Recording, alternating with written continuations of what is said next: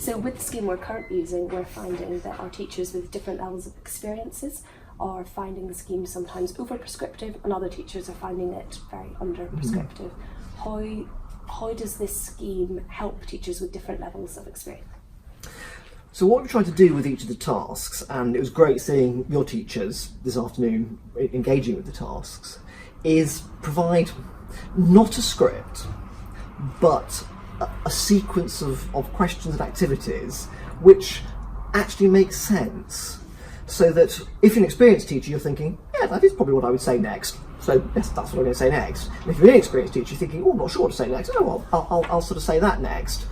So each task is about 400, 500 words of questions and problems and descriptions, and that's probably about enough to make sure that the teacher who has got lots of experience to draw on doesn't feel constrained, but the teacher who perhaps is a little less sure, perhaps hasn't taught this year group before, hasn't taught this material before, has got sufficient pointers to know what the sort of the navigation is, the route is through the lesson.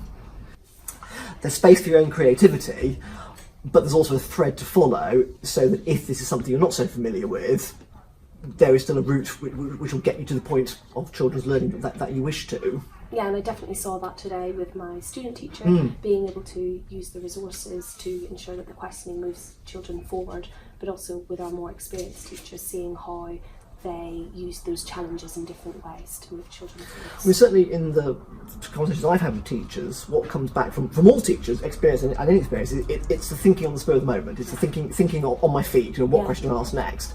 And that's what we've put a lot of our thought into, is not this is the question you must ask next, but here are some questions you could ask next, and if you ask this question, this might happen, or ask this question, this might happen, and then that's where the experience comes in. Which one do you think is right for your class at this moment in time? But essentially, I want everyone to begin the task thinking, okay, I know where this is going, and I'm going to look out for this, and here I've got some things up my sleeve for when it happens. Yeah.